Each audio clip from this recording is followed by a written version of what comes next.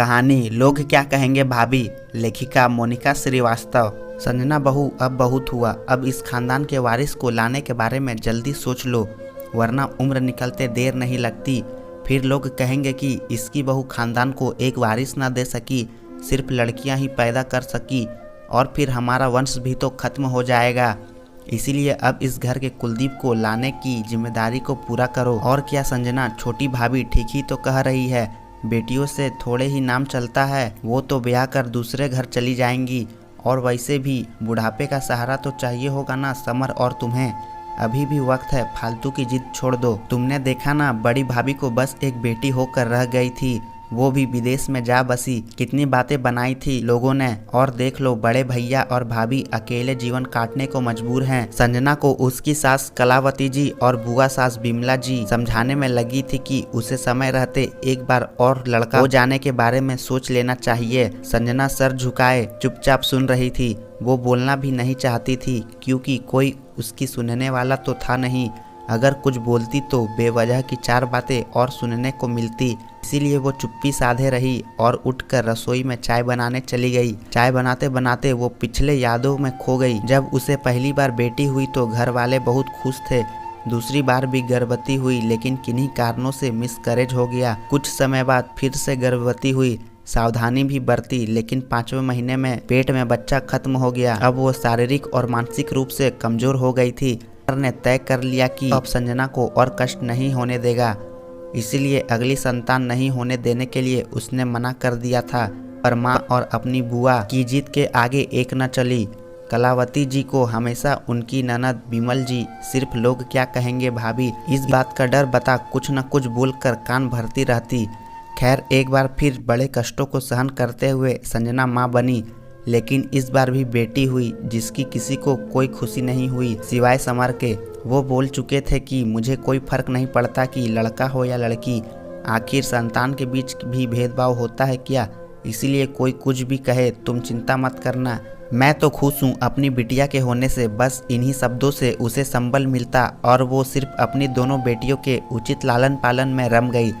तभी बाहर से कलावती जी की आवाज़ आई, संजना आज चाय मिलेगी या नहीं, और पकौड़े भी बना लाना।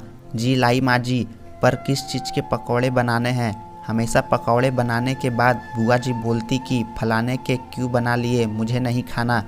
ये पूछने के लिए जैसे ही वो वहाँ पहुँची, बुआ जी के शब्द सुनकर उसके पैर जैसे वहीं जम गए। पता तो लगाओ भाभी, कहीं ऐसा तो नहीं कि संजना को अब बच्चा हो ही नहीं रहा हो। नहीं तो छोटी बेटी 4 साल की होने को आई, अब तक हो जाना चाहिए था। क्या बताऊं दीदी, जब भी मैं समर से इस बारे में बोलती हूँ, कहता है बेटी क्या बुरी होती है, और मैं संजना को और परेशान नहीं कर सकता। इसीलिए तो बहू को समझाती हूँ, क्योंकि अब वही समर को समझा सकती है। अरे भाभी, मैं भी तो बोल बोल कर थक गई हूँ तुम लोगों को कि बुढ़ापे का असली सहारा तो लड़का ही बनेगा, इसीलिए एक बेटा तो होना ही चाहिए। पर तुम्हारे बेटे बहू समझने को ही तैयार नहीं। समर बेटा तो बहू के पल्लू से बंध गया लगता है। खैर, मैं तो सोच रही थी कि अगर बहू फिर से माँ बन ही नहीं पा रही हो तो समर का दूसरा ब्याह कर दो और उसके वंश को आगे बढ़ाओ। क्या दूसरी शादी? माफ करना दीदी, पर आपकी इस बेतुकी सलाह से मैं इत्तेफाक नहीं रखती। मेरी बहू को अगर बेटा न हुआ तो क्या मैं उसकी सौतल ले आऊँ? अगर यही सब आपके मेरे या रुचिका के साथ हुआ होता तो? अरे मैं तो समर बेटा की भलाई के लिए बोल रही थी, और मेरी रुचिका के साथ क्यों होगा भला? होंगे तुम्हारी बहू के पिछले जन्म के कुछ कर्म जो एक लड़का न पैदा कर पा रही। और अगर तुम्हें मेरा इतना कहना बुरा लगता तो आज के बाद तुम्हारे कुछ पूछने पर भी मैं अपनी राय नहीं दूंगी। दीदी, बहुत हुआ आपका मेरे मन में जहर घोलना, अब बस कीजिए। सब जानती हूँ मैं कि क्यों आपके तीनों बेटे अपनी पत्नियों को लेकर आपसे अलग दूर रहने चले गए। आपकी हर चीज़ में इतनी दकियानूसी सोच के चलते ही अब बताइए कौन आपके बुढ़ापे का असली सहारा बनेगा? रुचिका बेटी ही ना। तभी तो आपने उसकी शादी जानबूझकर पास वाले मोहल्ले के एक बहुत ही साधारण परिवार में कर दी, क्योंकि आपको अच्छे से मालूम है कि किसी बेटा या बहू की आपकी नहीं निभ सकेगी। मैं भी लोग क्या कहेंगे इस चक्कर में अपनी बहू से नाइंसाफ़ी करने चली थी। वंश को बढ़ाने की खातिर मैं अपनी बहू के साथ गलत नहीं कर सकती। मैं हाथ जोड़कर आपसे विनती करती हूँ कि आज के बाद इस विषय पर हम कोई बात नहीं करेंगे। मेरी दोनों पोतियाँ ही अब मेरे लिए पोतों से बढ़कर है। ठीक है छोटी भाभी, मुझे क्या, जब 4 लोग तुम्हें टोकेंगे तब मत आना मेरे पास राय मांगने, चलती हूँ।